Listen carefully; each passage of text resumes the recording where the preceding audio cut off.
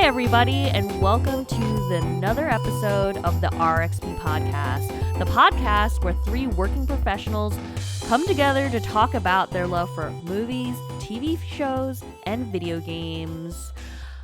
I'm your host today. My name is Tiffany, and I'm joined by my co-hosts, Alex. Hello, hello. And Matt. What's going on? Funny you should ask that, Matt, because there's a lot going on today. Ooh. We are finally doing our Fantasy Critic Games League Roundup for 2021 and letting the audience know what we're doing for our League 2022. Now, for those of you unfamiliar with Fantasy Critic Games, just want to shout out this cool website. If anyone's familiar with fantasy football, this is kind of like that, except for video games.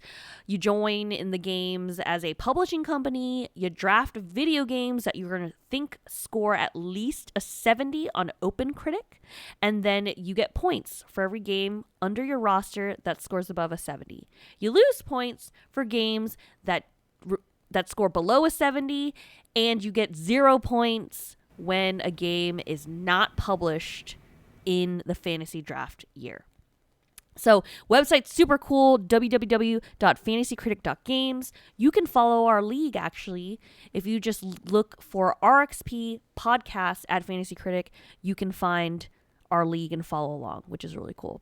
So first, unfortunately for me and Matt, I have to announce that Alex is the winner of the RXP podcast 2021 Fantasy Critic. Oh, Alex, hail the king! would you like to say any words?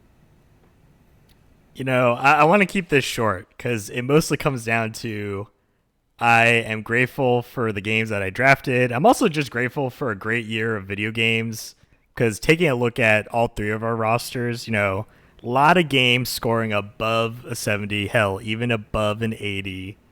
And we all had scores in the triple digits. So it's definitely like it's safe to say it was a good year for video games. And I think for me, and I would like to attribute this to my victory and why I won, is that I just had really the most games. I drafted the most games that actually came out and got scores. I think for you, both of you guys would have definitely been a lot higher if more of your games had actually come out.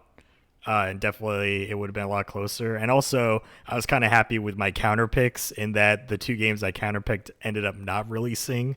So they did not cost me any negative points as well, which is kind of the strategy I went into it when I counter picked the games in the first place. So overall, a great year for games, great competition, very close. And I think with just some slight adjustments, both of you can take it this year. Yeah, so a little bit of stats for the audience. Alex had 16 release games and scored 142.29 points. Matt had 12 release games and scored 129.76 points. And I had 14 release games and scored 124.41. I'm not entirely sure why there's decimal points going into the scoring system, since to us it looks like a lot of whole numbers on the actual point situation, but that's what our points kind of came out to at the top of our standings. So Alex had 16 games released, I had 14, and Matt had 12, and we had a 20 game we had a 17 game.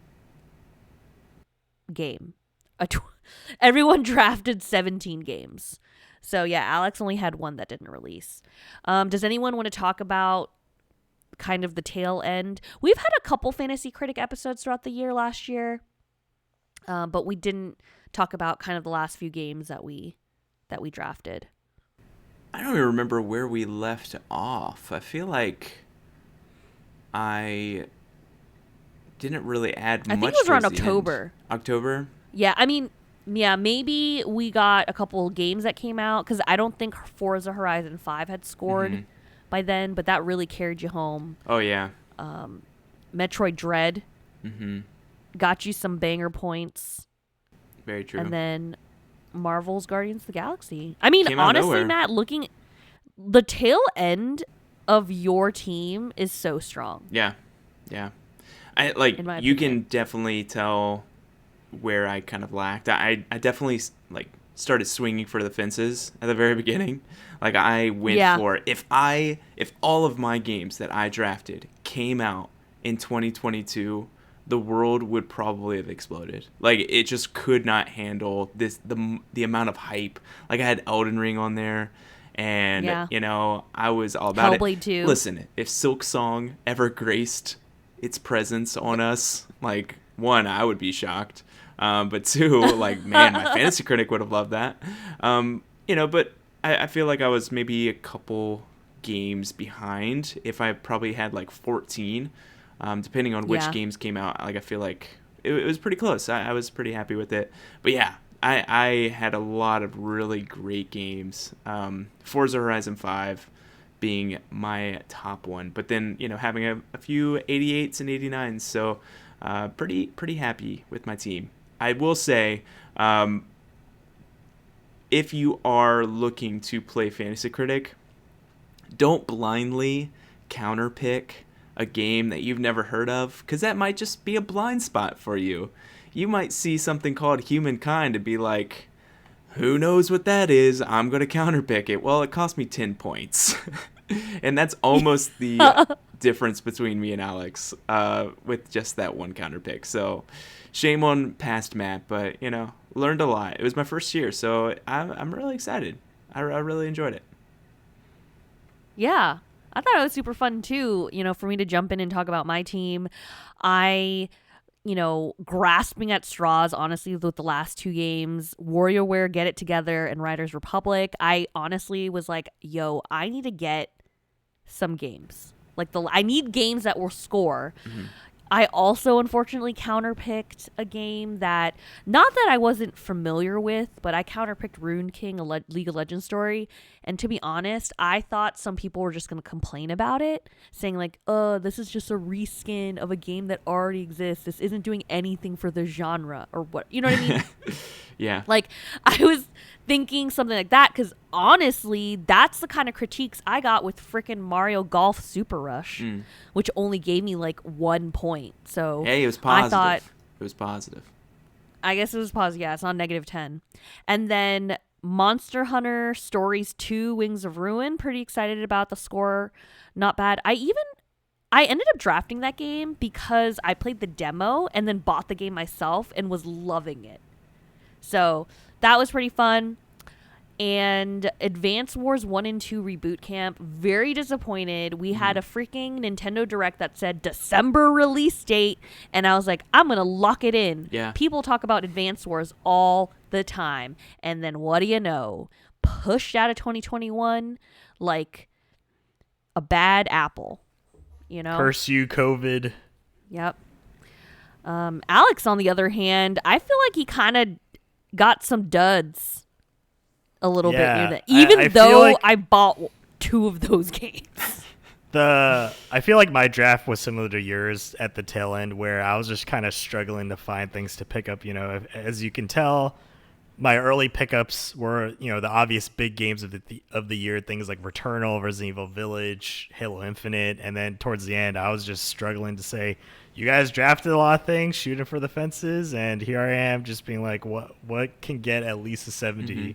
And lo and behold, my belief in Nickelodeon All-Star Brawl failed to deliver in that, it cost me points, and I ended up getting a 65, so I lost 5 points on that. And, rightfully so, because if you look at that game, not a great game, definitely, but I thought it's at least a 7. Mm-hmm. Yeah, it's definitely janky, but I thought it's a janky 7, but we're not swimming in 7s here.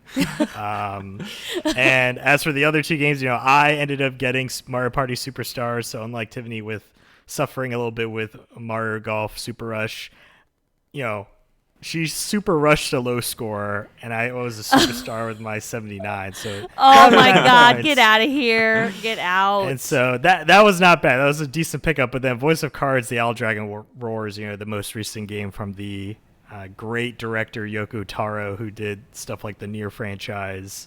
A little bit disappointing, 73, but still a positive score. So overall, I think a lot of my earlier titles really carried it, and I kind of whimpered off. And just another thing, very disappointed in Battlefield 2042. definitely a low point. I mean, obviously, there's a lot of things where people were somewhat excited for the game, and then it ended up not living up to those expectations. So definitely cost me points there with the Open Critics score of 65. But overall, not a bad draft, I might say. Yeah. Yeah, this was really fun. We all started out with $100 to start bidding throughout the year. Alex and I were both left with $66, and Matt is rolling in the $18. You know, go big or go home, right? It's not like we carry over Exactly. Yeah. the money. So I'm going to take a peek really quick at kind of what... Do you remember what some of your big spenders are, Matt? Because I feel like near the end, you were just like throwing down the cash. Yeah. I know at the very beginning, I was definitely throwing some cash. But then at the end, when you only have a few slots to fill, I was like, listen, I'm not going... I can't take it with me. So I might as well just drop it right here. So I feel like the last few pickups with like Forza, Marvel's Guardians of the Galaxy SC I had for $5. Metroid Dread, I spent $25, and Forza Horizon 5 I spent $35 because I was like, I am not going to let anyone take Forza Horizon 5. That's hilarious. Yeah, and if you look at me, I try to bid $9 for Forza Horizon 5 and then $4 for Metroid Dread. Yeah, there was no way. Because I was like, these are going to be absolute bangers, which I play in a very competitive fantasy football league at work, and we actually utilize auction drafts. So it's kind of similar in a sense of you have a select budget, but it's as if you were going to draft your entire roster from the very beginning, but you have to pay and like outbid people live on the spot, and it is probably the most nerve-wracking like 3-hour experience that we have every year. So for me, I am like not ashamed to throw down some cash for some from Cash Cows, which is Forza Horizon 5. Yeah, totally fair. So, and with that kind of wraps up our 2021 Fantasy Critic year. Alex won, but you know what? He's not going to win again because we're doing this again. 2022, lot of anticipated games. We're all really excited. We had a great time, you know, watching PS Lives and like Nintendo Directs and Xbox conferences it's not PS Lives, State of Plays. I like lost what it was called. But anyway, we watched all those things. Some of us ran to our phones and started bidding at games. Some other of us forgot about Fantasy Critic for a hot minute. But anyway, we spent last week drafting our draft. So, you know, we don't really have to bore you with kind of the inner workings of that. But we're all going to review our teams. We each drafted 9 games. And we still have a budget of $100, and we will have an additional 9 games to draft throughout the rest of the year, and we each counterpicked 2 games. So again, like I said, you can follow us at fantasycritic.games, RXP podcast. I will put a link in the description of our YouTube video to have that link ready for you guys so you can follow along. Anyway, who wants to go first and talk about their team for 2022? Should it be the reigning champion taking it away? Let's do that. Alex, All kick right. it off. I'll kick things off here. So, you know, I want to recap the strategy I had last year, right? And that was the majority of the games I picked up last year were games I thought I would play. I didn't end up playing all the games, but it was really me speaking to myself to say, would I buy this game and play it? And for the most part, a lot of the games I did buy and play. Or I knew people that bought and played them and vicariously lived through them. For this year, it's a little different for 2022. And that is because the drafting was a little bit harder because my opponents here were definitely more keen on what are the bigger titles, so to speak, for 2022. So for this year, I more so went with the gut. This was my gut feeling about games that I didn't necessarily know the most about, but I thought they had at least a pedigree of some sort. And so briefly go over it. You know, I started my draft with 2 major Sony first-party titles, Horizon Forbidden West, and Gran Turismo 7. These are from studios that have proven themselves in the past. Guerrilla Games with Horizon, with the Killzone franchise before that. Loved all their games that I've played. And definitely, as I've mentioned before too, their work with Kojima on Death Stranding on the Decima engine, which is what Death Stranding used and what Horizon used, made me very excited to say, hey, there's a lot of potential here to say if the game can look and play this well on a PS4, imagine the possibilities on PS5 with better tech, with better hardware itself, and, an even grander vision, right? So Forbidden West, highly anticipating it. It comes out in February. Gran Turismo, likewise, this is going to be a PS5 showcase. RTX on ray trace, shadows, reflections, lighting. Like, this game is going to look amazing. And also, it's a return to the traditional Gran Turismo franchise. The most recent one, Gran Turismo Sport, was more esports focused, online racing. So there wasn't a traditional campaign that people missed from the older games, right? Like, there was always the stories of, hey, you buy an old 1999 Honda Civic and you beef it up with a better engine and just better parts overall, and you're racing it against a Maserati or a Ferrari, and you're like, how is this possible? I don't know, but Gran Turismo lets you do it, and that's kind of the fun of it. So they're returning to form with that. Polyphony Digital, very excited. And also, in the vein of having a pedigree, stuff like the Suicide Squad, Kill the Justice League. This is from Rocksteady. What a pedigree they have with the Batman games, the Arkham games. And so I trust in them. Now, hopefully the game still comes out this year, because who knows? I picked this up on a whim. But like I said, the pedigree's there for that developer, so I'm trusting in it. Suicide Squad is kind of an interesting thing, because while I think it was, I guess, originally supposed to be after Gotham Knights, it looks further along in development than Gotham Knights at this point. Which, I don't know when that flip happened, but man, Suicide Squad, it's one of those things where it does not have a confirmed release date. Not at all. But I wouldn't dare pick against it, because what if it does? Because Rocksteady, like you said, Rocksteady knows how to do it, and they do it well, and I am scared to death of this game. So if it comes out, I think you've definitely got a banger. Out of the first few picks that you've had, this is the dark horse, definitely for you. But not the Dark Knight. Yeah, nice. Get out, both of you. Okay, so with this next pickup, I am very concerned, because recently this pickup was actually delayed. So it's Stalker 2, Heart of Chernobyl. This game got delayed from I think, May release date to December 8th. And so it's still coming. It's still slated to come out this year, but that's a hard pushback, 7 months delay.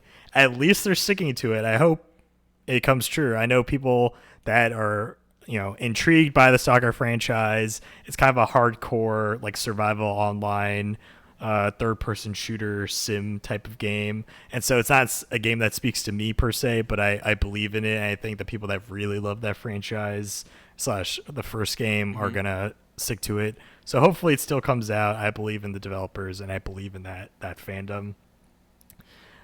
These next two games, smaller indie games, but like I said, we're going with the pedigree. And so for the first game, Teenage Mutant Ninja Turtles Shredder's Revenge. These are from the people .emu that did the Streets of Rage 4 most recently, and also that have just a pedigree in making arcade beat 'em ups. And so, we combine that with the power of the TMNT IP itself. I hope this is a great game. I'm into great. This. It looks, it's got the good. beat 'em up flavor. It's got the nice kind of older, cartoon style visuals. This looks exciting. Totes into it. And also, Devolver Digital. We always know that Devolver Digital has the most crazy E3, shows. It's not even announcement or showcase. Well, it is a showcase, but it's an actual performance that they put on every year for E3. and they're publishing Cult of the Lamb. I don't remember the developer off the top of my head, excuse me. But this is a game, the simple premise here, to anyone that doesn't know what Cult of the Lamb is. You are a lamb that is attempting to essentially deify yourself by creating your own cult. And the point of the game is to create such a powerful cult while fighting off, potential usurpers to your throne, like other false prophets, right? You're handling these people that are trying to diminish your role as this kind of godlike figure. And it's also kind of it's a top-down action game at the same time. So it's like there's this weird combination of like village-like simulation of saying, hey, what do their patrons want, or what do they need, right? As their god, you must cater to your people, but then also you're going out and fighting these crazy monsters, and you're a lamb. You're just a cute little lamb. How much more interesting can the game get? I'm so intrigued by this game. There's base building. I don't know about the action elements. I wasn't too big of a fan. It is coming to the Nintendo Switch. I think that's where we first saw news of this game. So, the fact that it has base building kind of sounds like a Tiffany game. It does sound like a so Tiffany we'll game. See. Next up on the list, like I said, Pedigree. That's what we're putting our trust in this year. The King of Fighters 15. The name speaks for itself. This is the 15th entry in the King of Fighters series. What other games can even say that? The only thing off the top of my head is Final Fantasy, so it's like, if this can be as successful as Final Fantasy has been, and they're getting to 16 this year, well, maybe this year, we'll see about that. But, you got to know that this game is selling copies, people believe in it, and also similar to last year where I drafted Guilty Gear Strive, it might be the biggest fighting game of the year, depending upon if maybe things like Street Fighter 6 don't actually come out this year. Hopefully they don't. But so I believe in King of Fighters. People love their fighting games. The FGC is very passionate about it. And King of Fighters typically gets a lot of, good feelings towards it. So I believe in it. Next pickup, Total War, Warhammer 3, I'm not a fan of this franchise at all, but I know that people that like these types of games, these hardcore PC titles, they live and breathe it. And the Total War franchise, in particular the Warhammer franchise, subset of Total War, people really love. This is the third one. I just believe it's going to do well. It's hard for me to speak a lot about it because I'm not that knowledgeable about the franchise as a whole. So I'm just saying I'm going off of name recognition. I believe in it. Hopefully you all out there are satisfied by it. And finally, the last game I picked up, the unannounced the unannounced Call of Duty 2022. And now listen here, you might be saying, Alex, you picked up Battlefield 2042 last year because you're about pedigree, right? But then that game bombed, you lost points on it. This year, though, what if I told you that this will be the sequel to 2019's Call of Duty? So this is Call of Duty Modern Warfare 2. Do you remember back when the original Call of Duty Modern Warfare 2 came out? One of the best Call of Duties ever made. And so here I believe that, right? People really love the reboot of Call of Duty Modern Warfare in 2019. I believe, it's Sledgehammer or Infinity Ward. Now I'm forgetting who did Call of Duty Modern Warfare 2019. I think it was Infinity Ward.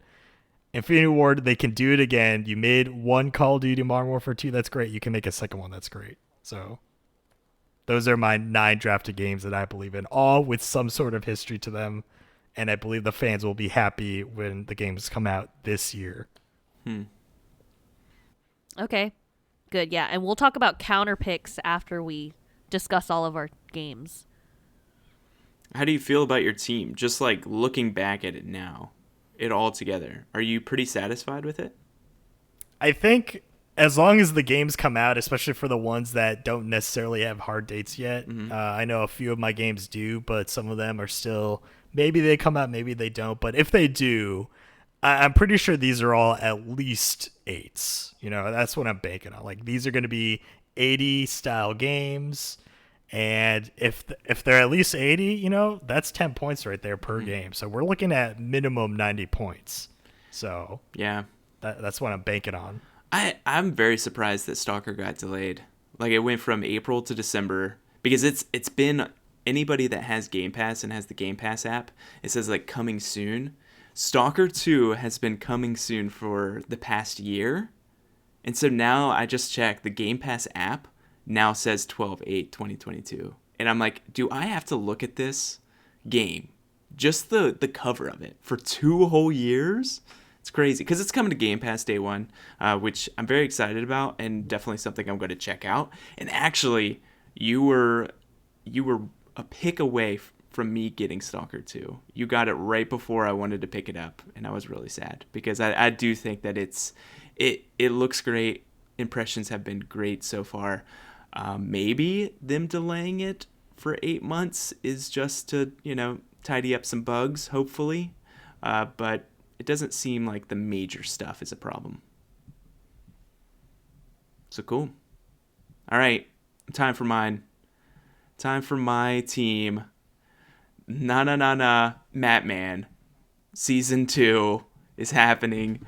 And we started off with Elden Ring. The only way that it could, I threatened, because I got second pick, and I threatened Alex that if he took Elden Ring from me, I would have drafted Horizon Forbidden West. Because he can't take my passion project, or I'll take his, because Elden Ring is the biggest game on everyone's radar. It got most anticipated game 2 years in a row at the Game Awards. So for me, like, the hype is so real for it. The impressions that came out last year, my whole thing for this that you'll see is I'm only, at least for this early on, I'm going for games that I can count on, because 12 out of 18 or 12 out of 17 games wasn't good enough to win. So I need a good portion of my games actually releasing. And Elden Ring is 100% releasing this year, and I think it's going to be one of the best games of the year, no doubt. So hopefully it's a 90 plus. That, I think, is the game I'm most afraid of on your draft. Yeah. Like, I agree with you. Like, it's a monster of a game. That it had impressions, it had those multiple impressions, and people were blown away by it, just makes me so excited for it. I'm really excited. Which is the big reason why I'm probably not playing Horizon Forbidden West on launch, because I don't think I could do that for a week and then go straight into Elden Ring. Like, I want to feel fresh, I want to feel real fresh. Anyway, second pick is something that I believe will happen this year with a release date of 11/11/22, which is Starfield. It is Bethesda's new project. Outside of Fallout and Elder Scrolls, they haven't done anything new in years. And this is their next big thing. Do I know anything about it? No. No one does. Why are we hyped? I don't know. But it could be great. And I'm going to bet on it because I believe in Bethesda. Long-standing fan of Bethesda. So hopefully it hits it.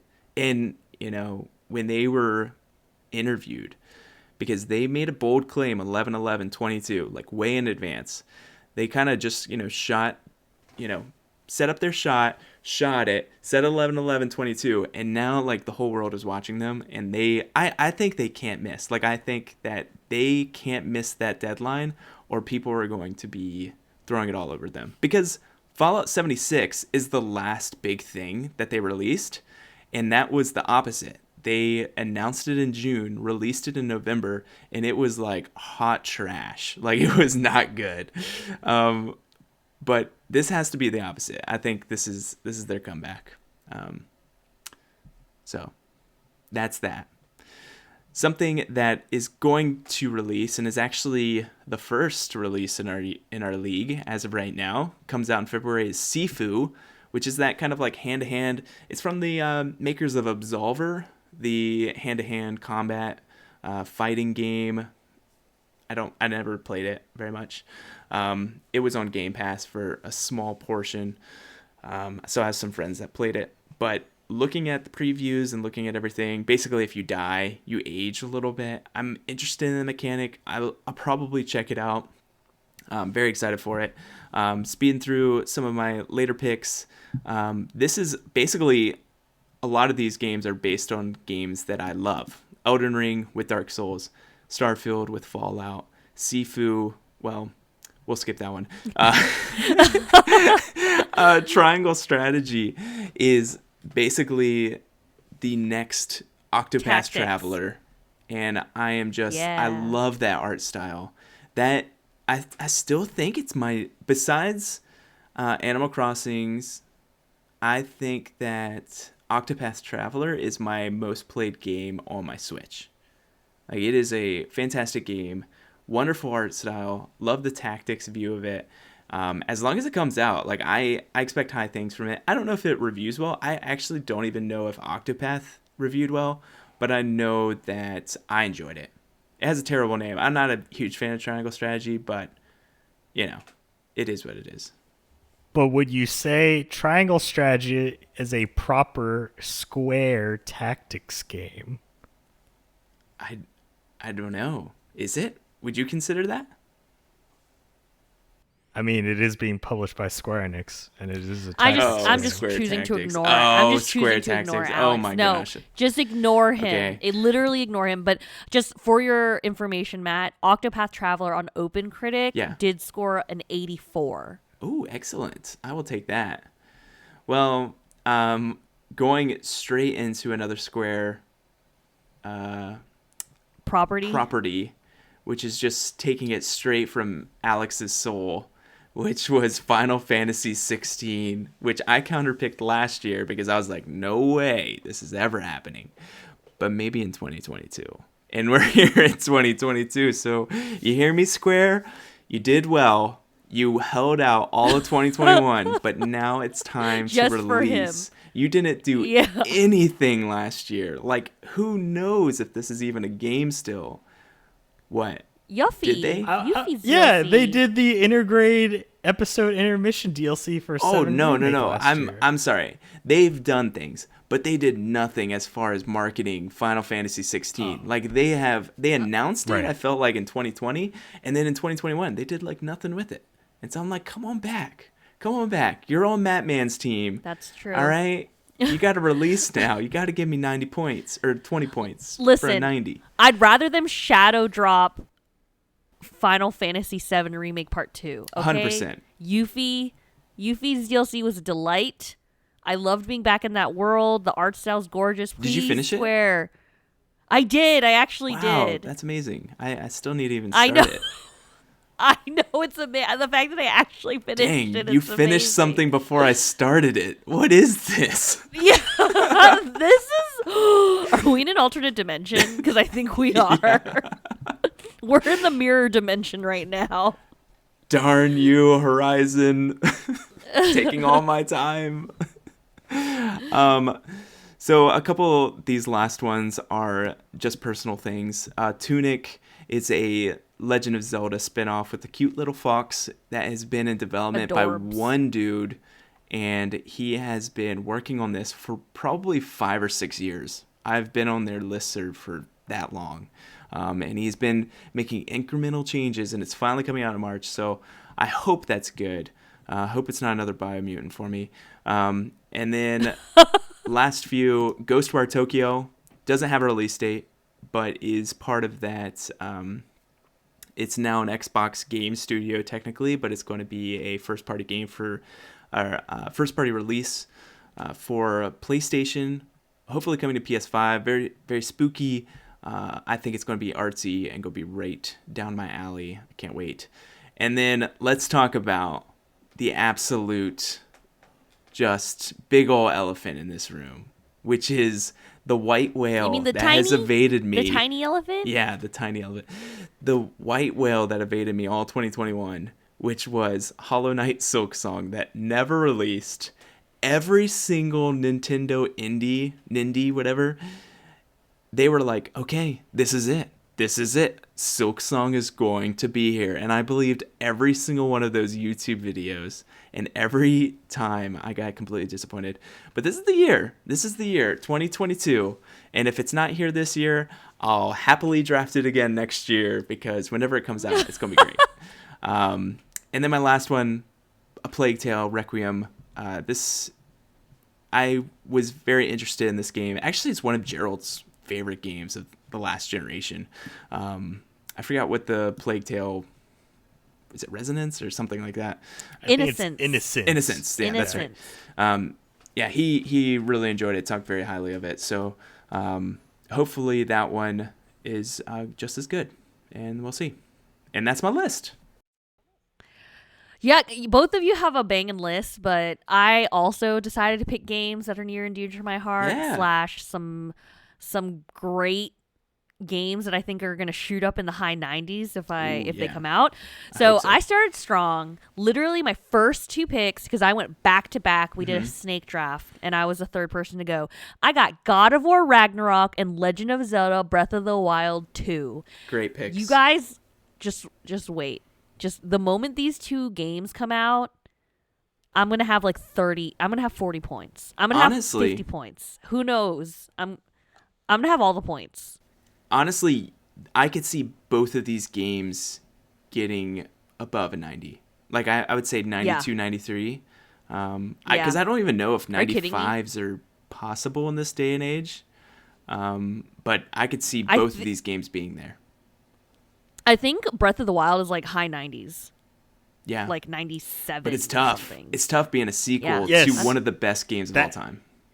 Yeah. That is the problem, right? Both of these games have such great predecessors that will people judge them more harshly if they're not as good as their predecessor? And I think that might be the nail in the coffin to say these games are good. Like they still might be like mid to high 80s, but they might not be 90s good again. But if they pull it off, then yeah, you're probably guaranteed at least 40 to 50 points like combined on these picks. Because I'm pretty interested to see how they do in their second outing. Because if you think about it, God of War, the most interesting part of that was this new attitude that Kratos had, especially with his son. And the story. Yeah, and the story. Yeah. But like, that is now just a continuation of that story. Breath of the Wild, if I had to hear one more time, like, if you see it, you can climb it. If you see it, you can get there. Like, it was all about exploration and, like, climbing trees and, like, doing like, you had to use your stamina bar and climb up these things. And now, ever since 2017, everything's like, yeah, it's a mix of Dark Souls and Breath of the Wild. Like, it's honestly the biggest shoes to fill on any of our lists. But I still think it's going to be top 90. Either of y'all's negativity, okay? Just keep it to yourself. Listen, I will buy both of those games. I will pre-order both. I usually don't pre-order mini games. I will pre-order both of those games as soon as the release date is there, because I'm so excited for them. Okay, well, I'm pretty stoked too. And then, honestly though, okay, so real talk, audience gather close, keep your ears open. Those 2 are not my most anticipated. My next pick is my most anticipated game, and that is Hogwarts Legacy. Nice. I need this game to come out like yesterday. Yes. Like, they said they were going to come out last year, and then they delayed it. We still don't have a release date. I believe that it will come out this year. I'm hoping it's going to be great. I love that they're moving away from canon universe. I mean, it's going to be canon, but what I mean is I'm not pretending to be Hermione and going through the books again. I'm going to be my own character in a like pre 200 to 300 year situation before Harry and Voldemort, whatever, and like live my life at Hogwarts. I'm into it. Then we have a great PSVR exclusive game. Moss is getting a sequel called Moss Book 2. Little Mouse Quill is going on another adventure, and I'm excited to join her and be her helper. Then we have another sequel. You know, interestingly enough, a lot of my games are sequels, and by a lot I mean half. Half of my games are sequels. because I also drafted Mario and Rabbids Sparks of Hope. Mm-hmm. Mario and Rabbids Kingdom Battle actually reviewed decently well, and honestly, I played it. Yeah. And it's fun. It's a fun tactics game. I like it. And so this having freaking Rosalina and like Rabid Rosalina, like bring it, and they're going to space. I'm all about space. Everyone knows I'm about space right now, right? Like from the previous episodes. So I'm here for it. Mario and Rabbids. Also, super little cute game by Annapurna called Stray. Really still don't know much about it other than you're like playing as a cat, and I'm into it. Living in a post-apocalyptic world with robot overlords, maybe, I don't know, but we're exploring and we're a cat, so here, that's also a Tiffany game. And wrapping up the last few games, your girl's a Marvel fan, so I picked up Marvel's Midnight Suns. Unfortunately, it did get pushed out of their March release date, but I'm here for it. There's some base building involved. There's team mechanics. There's some deck building elements to it. I'm really interested in this game and this gameplay. I'm pretty excited about it. I really hope it still comes out in 2022 because I think it'd be a super fun game to play. The mix of the heroes in the game also look really cool. You have Ghost Rider, you have Blade, you have Captain Marvel, you have Wanda, you have Nico from The Runaways. Like, super cool collection of heroes. I'm into it. Then we have another Square Enix game called Forspoken, which has the girl that kind of gets dropped into a new fantasy world and has no idea what's going on. RPG elements, I hope. Game looks a little bit janky. Mm-hmm.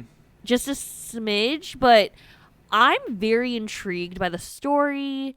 There are these like weird elemental witch ladies called the Tanta or something. Like, the story sounds like it could be really cool. Mm-hmm. Anime fans out there, if you wanted a AAA isekai game, this is your AAA isekai game. Go support Square. Like, this is it. Like, this is as good as it's gonna get. Not those. Safe to say, crappy Sword Art Online games that we get. Those are horrid. This is as good as isekai games are going to get. So get this instead. Yeah, and listen, I'm going to spend my early summer playing this game. Like, I'm pretty sure, unless they tell me Hogwarts Legacy is coming out in like April or something, like my late May into June situation is going to be Forspoken. Okay. And then lastly, I picked up a little game called Ayuden Chronicles Rising, or Ayuden Chronicle. Sorry, no multiplier. Rising. Yeah, only one chronicle. Yeah, not all the chronicles. That's something else. So Ayuden Chronicle is this property that is kind of, how can I say? It's not like reflourishing, but it's like spiritual successor. Yeah, maybe a spiritual successor. So the Ayuden Chronicle game, there was a Kickstarter for a 100 Heroes version of this game that the developers were working on, and this particular game was a complete surprise because I think this one might be an Xbox exclusive. Am I wrong? Am I misremembering? I don't know, actually. I think it's console exclusive. Yeah, but I think it's still on PC. Oh, okay. So maybe yeah. So it's on PC, console exclusive. But yes, this one kind of came out of nowhere because the other one, the Ayuden Chronicle 100 Heroes, that was a Kickstarter that's still currently being developed. But this one was announced, and supposedly it's coming out this spring. So I picked it, a JRPG situation. I thought it'd be a good time. So those are my 9 games, a couple bangers, maybe one technical or a couple, indies, smaller games, but yep, here we are, and now we have to talk about our counter picks. I'm just kind of going to hit this off. So, hear me out, people. I counterpicked Ghostwire Tokyo from Matt's team and King of Fighters 15 from Alex's team. Now, here was my rationale. Ghostwire Tokyo has been keep getting delayed. There was all that drama with that cute little Japanese developer lady who was very quirky at a games conference.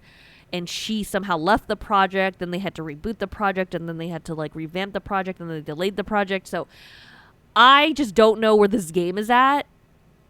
And I also thought it looked a smidge janky. I don't particularly like horror games, so I also didn't really believe in it from that aspect. So that's why I counterpicked it. And then I chose King of Fighters 15. So here was my rationale. I kind of took what the boy said earlier about my God of War and my Legend of Zelda. What if this game is just more of the same? And it's just like, what is new? However, Alex likes to point out that there's been 15 games of this particular franchise. So it has to be good in order for them to pour money into continue to develop games in. So this might have backfired on me, y'all, because I don't know much about fighting games. But so that's what I went with. King of Fighters 15. So you know what? I might see a negative 10 points up in here again, but it's nothing I haven't seen before. So I kind of went with it. Yeah, I don't know. Like, and this isn't supposed to be super shady, but I don't know how much like you have to change with a fighting game. Like the mechanics are always going to be, in a sense, similar. I think my worry with like other sequels on the list is like if narratively they're the same, or if gameplay for an action adventure for gameplay to be samey is like maybe not the greatest. But for like fighting games, and I'm not into fighting games, so this is me, outside looking in. I don't know what the difference is between like the 13th iteration and the 14th iteration. So, I don't know. Okay.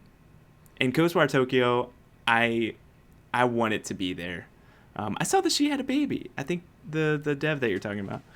I think she had a kid. Oh, I think.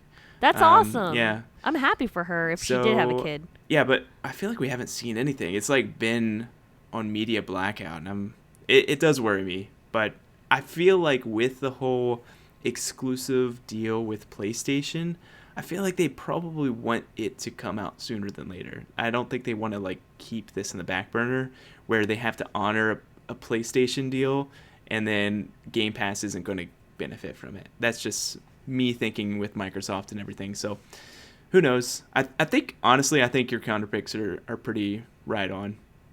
In your position, I'd probably pick the same ones. So, my counter picks, I went with games. One game I didn't really know much about, / I didn't really think that this was going to make huge waves, and one that I just don't think is happening this year. The one that I don't know anything about is Cult of the Lamb. I must have missed that Devolver presentation. I generally enjoy Devolver Digital. I really enjoy their games. I think, if anything, if this turns into an 80, I'm going to be minus 10 points. But you don't see many Devolver Digital games go much above 80, in my mind.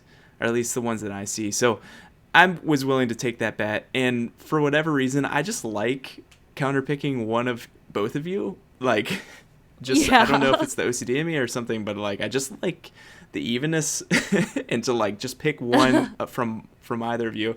And I was really struggling on what to pick from Tiffany because one, she had a couple bangers. I was looking at like Mario Rabbids, what the first one, that one actually did really well, and I didn't think that it did. Stray, I felt like I didn't, have much information. Moss, PSVR, like they are just, or VR in general, they're just like wanting content, and so I feel like Moss, everybody talks about Moss. So for me, I went with the game that I think might not come out this year, and it's Marvel's Midnight Suns. I would love for it to come out. I don't think it's really my game based on the game style. So maybe that's why I picked it.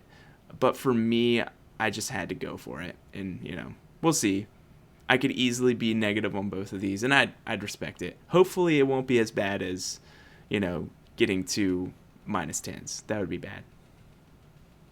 Yeah, and I also think for Marvel's Midnight Suns, I could see reviewers being like, there's a lot of fluff, but not a lot of, like, good narrative content or whatever. Yeah. And they're just bloated with characters and all of them are samey, yada yada. Like I could see that, but I could also it's being like this is kind of good, you know? Yeah. So I think the unique gameplay style is what drew me in, so that's why. Like look at the two My big team. Marvel's releases of the past 2 years outside of, you know, what they're doing at Obsidian, but like or not Obsidian. Yeah, Guardians of the Galaxy. Yeah, Guardians of the Galaxy and then Marvel's Avengers. Like complete 180 from each other. But yeah, I really hope it's not Marvel's Guardians of the Galaxy because that game came out of nowhere. And if you guys remember, that game definitely looked janky leading up to it. But then it won Best Narrative at the Game Awards. Like, Yeah. fantastic. I love that game. I love my time with that game. Mm-hmm. I finished that game too. You did. Yeah, I was about to be like, why are you saying that you finished a game, Matt? Because that's expected. No, I was just backing you up. dark I was horse like, you around here, did. okay? I was like giving you that virtual pat on the back, like you did. You did. Yeah. You sure did finish that game. And if Yep, the give me my collectibles cookie. weren't as janky and messed up, you probably would have gotten the platinum because that was a big reason why it wasn't as high on my list because those collectibles are so stupid. Like basically Peter Quill's his superpower is being able to see these tiny objects from like 100 yards away. Yeah, and I was not about like playing that game with a guide to make sure I got all those freaking things or just wearing my goggles the entire dang time. So I was like, I'm just going to play through this and live with my choices. And then I had to live with my choices. And then I was like, well, dang it. Yeah. No plat for me. Oh, I'm too addicted to platinum, so played with a guide the entire time. Oh, well. All right. My two counter picks. Similar to last year, my strategy with the counter picks were I picked things that I did not think were coming out this year. So first, had to go with it. Starfield that Matt drafted. Listen, I know Bethesda was very confident. Todd Howard, bless that man, right? Things like, the Elder Scrolls and Fallout, he's helmed a lot of big, successful franchises. But the fact that they projected this date out November 11th, 2022 for Starfield so far in advance, even though it seems like they're so confident in it, I just think a delay's coming. Like, I just don't think it's going to hit this year, mostly because you look at stuff like Halo Infinite. Microsoft was very confident in Infinite coming out the launch year of the Xbox, and they ended up making the right choice to delay it by more than a year later. And look how it did. It ended up scoring an 87 average on OpenCritic. Got me a lot of points for last year's draft. So I think there's probably going to be something that comes up. COVID's still going around, and it's different variants. And so I think something's going to come where they're going to push for that November release date, but I think it's just going to get a slight pushback. I could see it maybe being early next year, but at this point, I hope it just doesn't come out, because if it does come out, it probably will be at least an 80 as well. So I just don't want to take the negative points. Likewise, my other kind of pick from Tiffany's draft was Hogwarts Legacy. Boo. I also just don't think it's coming out this year. It's not to say I don't think it's going to be a great game. Based on the original leaks, when that game originally leaked in 2018, there were videos of it posted online of what the potential gameplay was going to look like, and it wasn't formally announced until I think 2020. But yeah, it's gone radio silent since then. WB's have been very quiet about it, but I know there's been a lot of, I think, business turmoil with WB, because there's potential selling off of studios, and if that were to happen, there's weird things that would happen with the licenses, right? Because I think they were still WB was keeping all their licenses, but it was just the studios that they were looking to sell. So is this, I guess, not to say development hell for that game, but just, I guess, the kind of background production uncertainty of what was going to happen with all those developers. But likewise, I think, if that wasn't the case and that wasn't the only reason they were radio silent, I just don't think it's ready. I also think they probably want to distance themselves a little bit further from kind of other scandals, let's say, that have occurred around things related to the Harry Potter universe / Hogwarts universe. So they might be just hopefully biding more time to let that wash over as well. But those were the same strategy as last year of just saying, I just don't think these games will come out this year. So hopefully I'm right. We'll see. I hope you're wrong. At least for Hogwarts Legacy. But anyway, thanks for listening to everybody. That was our episode about Fantasy Critic. Again, links down below on the YouTube video to show you where you can follow along on our journey, our year-long journey. We'll do a couple more kind of check-ins throughout the year just to show you where we're at with some of our drafts and some of our scores and all that. But yeah, if you want to let us know about what you think we should have added to our list or things that we made bad picks on, feel free, to add us at Twitter at RXP_podcast. You could write in to our Gmail at rxp.podcast@gmail.com.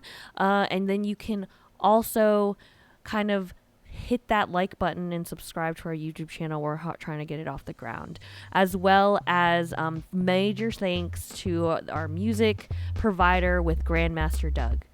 So links down below for Fantasy Critic. Please enjoy this episode, and we'll talk to you again next time. Bye.